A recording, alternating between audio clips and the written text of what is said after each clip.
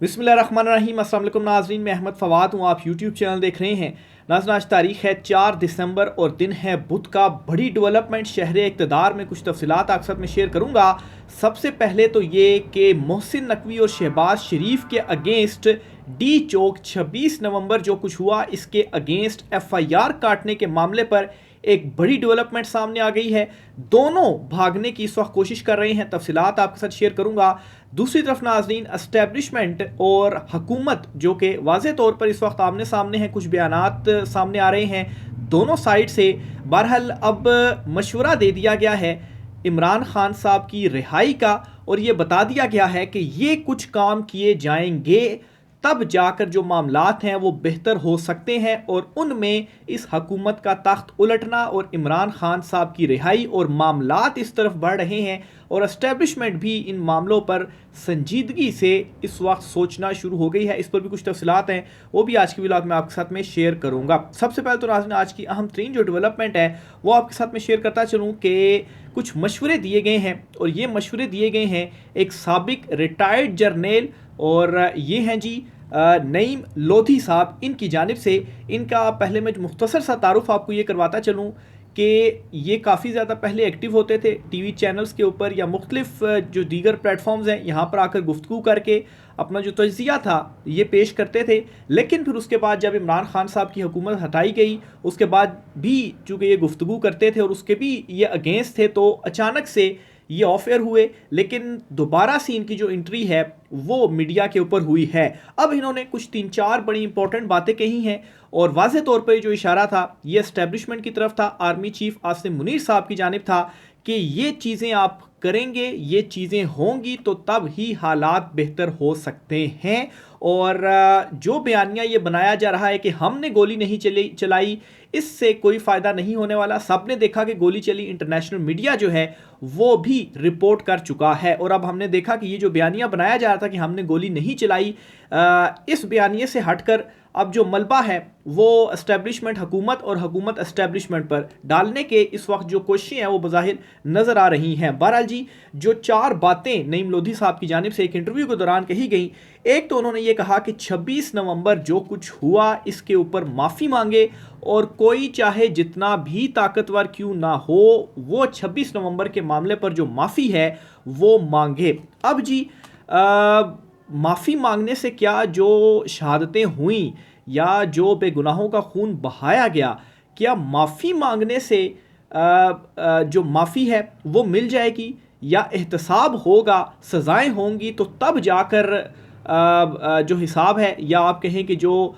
नाहक खून बहाया गया है उसका आप कसास कह लें, या उसकी जो सज़ाएं हैं वो मिलने के बाद ही मामलात आगे बढ़ पाएंगे। बहरहाल जी, उस तरफ तो नहीं गए जनरल लोधी साहब, लेकिन उन्होंने एक बात जो क्लियर कर दी कि 26 नवंबर को माफ़ी जो है वो ज़रूर मांगनी पड़ेगी जो कुछ हुआ, और चाहे कोई जितना भी ताकतवर है उसको माफ़ी मांगनी पड़ेगी। फिर आगे जो वो 3 बातें बता रहे हैं, उन 3 बातों के साथ अगर इस बात को भी जोड़कर देखा जाए तो हो सकता है कि इमरान खान साहब जो हैं वो इस माफ़ी को कबूल कर लें, लेकिन अगर आगे की जो बातें उन्होंने बताई हैं उनको भी एक्सेप्ट किया जाता है। अब मजीद उन्होंने क्या कहा जी, एक तो जी PTI को जो इंतशारी टोला कहा जा रहा है इसको बंद किया जाए, इसको ख़त्म किया जाए। कोई इंतशारी टोला नहीं है, ये सबसे मकबूल जमात है इस वक्त पाकिस्तान की, यानी कि PTI को एक्सेप्ट किया जाए, और PTI को एक्सेप्ट करना इमरान खान साहब की रिहाई और इमरान खान साहब का जो मैंडेट है वो वापस किया जाए। तो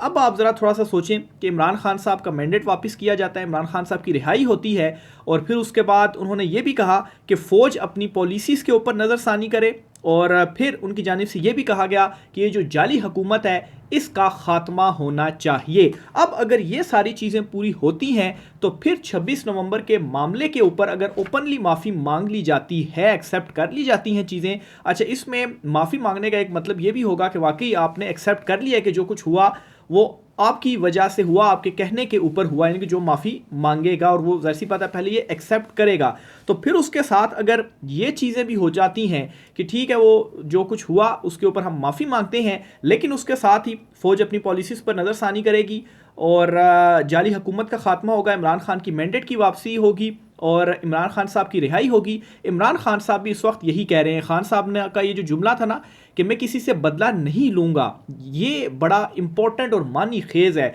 लेकिन चूंकि गारंटीज मांगी जा रही हैं डील के लिए, तो वो तो खैर इमरान खान साहब नहीं देंगे। लेकिन अगर ये चीज़ें मान ली जाती हैं तो फिर उसके बाद हो सकता है कि 26 नवंबर के मामले पर भी जो माफ़ी है वो मिल जाए, क्योंकि दूसरी सूरत में ये पीटीआई की मैंडेट की वापसी या फ़ौज की पॉलिसी पर नज़रसानी या जाली हुकूमत का खात्मा, ये ऐसी चीज़ें हैं कि फिर असल में जो हकीकी आज़ादी की लड़ाई है इमरान खान साहब की, वो यही है कि जमहूरियत होनी चाहिए और एक कठपुतली हुकूमत बनाकर पीछे जो एक मार्शल लॉ लगा हुआ है, जब उसका खात्मा होगा तो इसी के अगेंस्ट ही इमरान खान साहब खड़े हुए हैं। तो एक किस्म का जो हकीकी आज़ादी है वो जो इमरान खान साहब का मिशन है जब कंप्लीट हो जाएगा तो हो सकता है 26 नवंबर के मामले पर भी जो माफ़ी वाला एक वो है वो हो सकती है। लेकिन खैर ये फिर उस वक्त ही चीज़ें जो है वो सामने आएंगी। बहरहाल जी, ये एक बड़ा इंपॉर्टेंट मशवरा दे दिया गया है और जनरल रिटायर्ड नईम लोधी साहब हैं, उनकी जानिब से एक टीवी इंटरव्यू के दौरान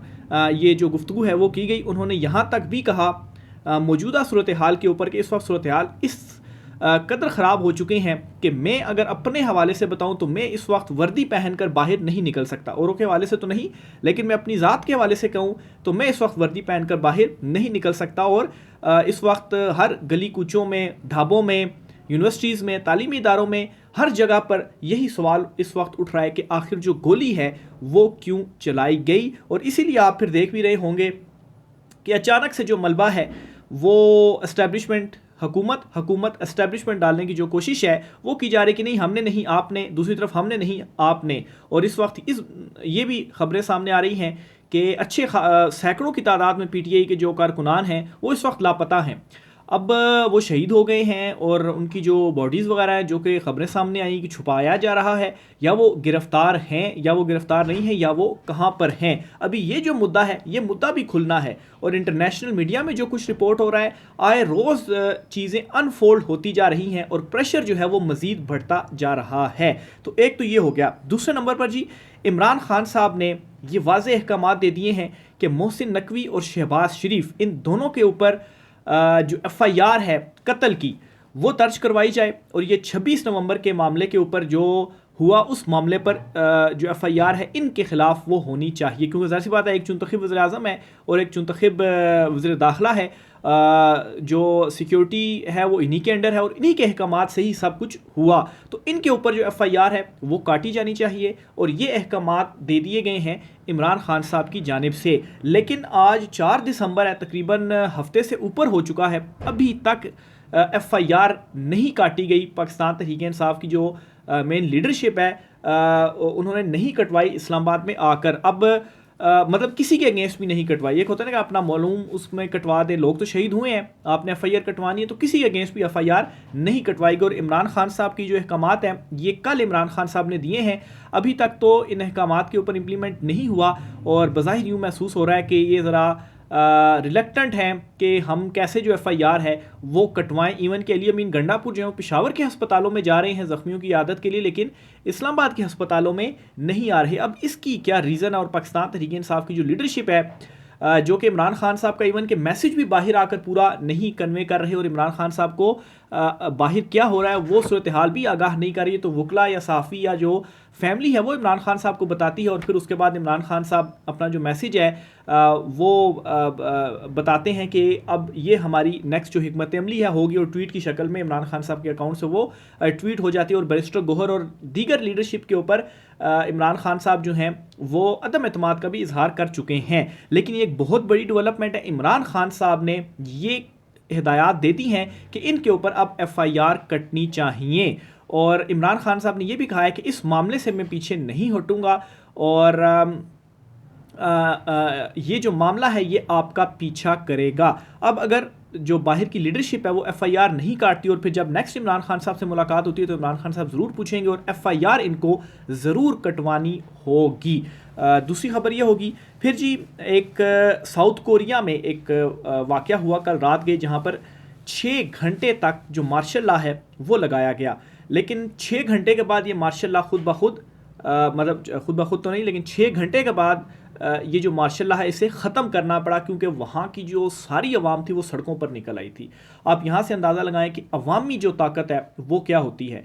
अगर पूरा मुल्क आपका निकल आता है वैसे तो डी चौक में भी इमरान खान साहब ने जो कॉल दी थी, लाखों की तादाद में लोग आए थे, लेकिन उस वक्त वहाँ पर चंद हज़ार ही थे। रात का ऐसा टाइम था, वो रेस्ट कर रहे थे लोग या खाने वगैरह का सिस्टम वगैरह वो कर रहे थे, तो लाइटें बंद करके जिस स्ट्रेट फायरिंग वगैरह की गई और मजाक उड़ा रहे हैं जी कि वो भाग गए। भाई आप किसी को भी इस तरीके से स्ट्रेट फायरिंग करेंगे तो कोई भी जो है वो खड़ा नहीं होगा। तो बहरहाल जी साउथ कोरिया में ये हुआ कि वहाँ मार्शल लॉ लगाया गया, लेकिन पूरा जो मुल्क था वो सड़कों पर निकल आया। इवन कि वहाँ की जो फ़ौज थी वो भी आवाम के आमने सामने आई, बंदूकें वहाँ की फ़ौज ने भी हाथ में पकड़ी हुई थी, और लेकिन जो गोली है वो वहाँ पर नहीं चली। अब आप देखें, मार्शल लॉ नाफिज किया गया, फ़ौज जो है उसने कंट्रोल संभाला और फ़ौज और आवाम सामने आई। फ़ौज ने बंदूकें उठाई हुई थी, लेकिन अवाम ने रजिस्ट किया, बंदूकों को उनका जो है वो साइड पर किया, उनकी बंदूकों को, वो फुटेज जो है वो सामने आ रही थी, लेकिन उसके बावजूद जो गोली है वो नहीं चली और 6 घंटे में वो मजबूर हुए कि जो मार्शल लॉ लगाया गया है इस मार्शल लॉ को ख़त्म किया जाए। तो ये कौमें होती हैं, इस तरह की कौमें होती हैं। तो अगर इस तरह से पूरा मुल्क इमरान खान साहब के साथ खड़ा होता है, खड़ा तो है लेकिन बाहर नहीं निकलता, लाखों की तादाद में लोग निकल रहे हैं, लेकिन अगर पूरा मुल्क बाहर निकल आए तो एक सेकंड भी इमरान खान साहब को ये अंदर नहीं रख सकते और ये चुनतखब हुकूमत, इनकी हैंडलर, सहूलतकार, सबका जो खात्मा है वो हो जाए। तो बहरहाल जी ये थोड़ा सा वाक़या हुआ था, आपसे मैं शेयर करना चाह रहा था। इसके साथ ही जी एक दो खबरें और भी आपके साथ मैंने शेयर करनी है। आर्मी चीफ आसिम मुनीर साहब ने जो ये सारी सूरत हाल बनी है इस पर बड़ा इंपॉर्टेंट और मानी खेज किस्म का जो बयान है, मतलब एक उनकी जानिब से दौरा किया गया और उस दौरे में ये जो बयान है वो उन्होंने दिया। ये बयान मैं आपके सामने रखता हूँ जी। Army chief general Asim Munir का कहना है कि पाक फ़ौज कौम की हिमायत में मुल्क के ख़िलाफ़ होने वाली हर साजिश को नाकाम बनाएगी। अफवाज कौम की हिमायत से मुल्की दिफा और सलामती को लाहक किसी भी ख़तरे से निमटने की सलाहियत रखती है। पाक फ़ौज शोबा ताल्लुकात आमा SPR के मुताबिक आर्मी चीफ आसिम मुनीर ने नारोवाल और सियालकोट में ट्रेनिंग फील्ड का दौरा किया और आर्मी चीफ ने जवानों के साथ दिन गुजारा और जवानों के तरबियती मेयार, पेशावराना तैयारियों और बुलंद जज्बे को सराहा। आर्मी चीफ ने मशकों का जो मुआयना है वो भी किया। बहरहाल जी ये एक इम्पॉर्टेंट जो मैसेज है वो भी आर्मी चीफ आसिम मुनीर साहब की जानिब से सामने आ गया है। तो ये जी अब तक की कुछ अहम तरीन अपडेट्स थी, डेवलपमेंट्स थी। इसके अलावा सुप्रीम कोर्ट में भी बल्कि वो जो एक जुडिशल कमीशन बनाया गया है जो कि आइनी बेंच जिसका क़याम जो है वो जिसने किया था, इसमें पाकिस्तान तहरीक इंसाफ के जो 2 रहनुमा शामिल किए गए थे, एक तो शिबली फराज थे और एक उमर अयूब थे। ये दोनों जो है वो मुस्ताफ़ी हो गए हैं और इनके मुस्ताफ़ी होने की रीज़न ये है कि इनके ऊपर ख़ुद दहशतगर्दी के मुकदमात हैं। तो ज़ाहिर सी बात है जब भी आइनी बेंच बनाना होता है किसी केस के लिए तो इन दोनों की शिरकत भी लाजमी होती है। तो अगर इनके ऊपर दहशतगर्दी के मुकदमात हैं या इनकी गिरफ्तारियां होनी हैं तो ये कैसे जो है वो उसमें शिरकत करके और आइनी बेंच के हवाले से अपना जो पॉइंट ऑफ व्यू है वो सामने रख सकते हैं। तो इन दोनों ने इस्तीफ़ा दिया और पाकिस्तान तहरीक इंसाफ के 2 नए जो अरकान हैं उनके वो सामने आए हैं कि इनको अब इसके अंदर जो है वो इस जुडिशल कमीशन में शामिल कर दिया गया है। तो बहरहाल जी ये एक अहम तरीन जो अपडेट थी वो भी सामने आई है। मरियम नवाज़ के हवाले से भी आपको बताता चलूँ जी कि आज एक यूनिवर्सिटी में जो है एक तकरीब थी और इस तकरीब के दौरान आज आप हैरान होंगे कि जो कुछ हुआ, बल्कि हैरान क्या होंगे, इन्होंने ख़ुद बता दिया कि इस वक्त ये कितने डरे हुए हैं कि इन्हें कुछ हो ना जाए। यूनिवर्सिटी तकरीब में मरियम नवाज़ ने शिरकत की और वहाँ पर सूरत हाल ये थी कि यूनिवर्सिटी में जो क्लासेस थी जो ऑन कैंपस होनी थी उन्हें ऑनलाइन कर दिया गया, यानी कि उस दिन स्टूडेंट्स को यूनिवर्सिटी से छुट्टी दे दी गई कि यूनिवर्सिटी में आकर आपने क्लासेस नहीं लेनी, बल्कि जो क्लासेस हैं वो कहाँ पर होनी है, अपने घरों में बैठकर ऑनलाइन लेनी है, कि ताकि मरियम नवाज़ का और उनका आमना सामना ना हो सके, कहीं ये मरियम नवाज़ से कोई सवाल ना पूछ लें या कोई यहाँ पर वाक़या ना हो जाए जिससे इनको जो है वो ज़लालत फेस करनी पड़े। एक चीज़ तो ये, और इससे आप देखें कि क्या सहूलतकारी इस वक्त की जा रही है, इवन कि यूनिवर्सिटी की जानिब से ऐसा कैसे किया जा सकता है, जो डिटेल्स वहाँ पर चीज़ें रिपोर्ट हो रही हैं। फिर इसी तरह से जी मज़ीद क्या किया गया कि वहाँ पर मीडिया जो था उसको नहीं बुलाया गया और जो PTV है बस PTV ही उसको दिखाएगा, बाकी मीडिया नहीं आ सकता। तो ये इस वक्त इनकी जो हालत है वो हो चुकी हुई है। राय का इज़हार कीजिएगा। आज की व्लॉग से इतना ही, इजाज़त दीजिए, अल्लाह हाफ़िज़।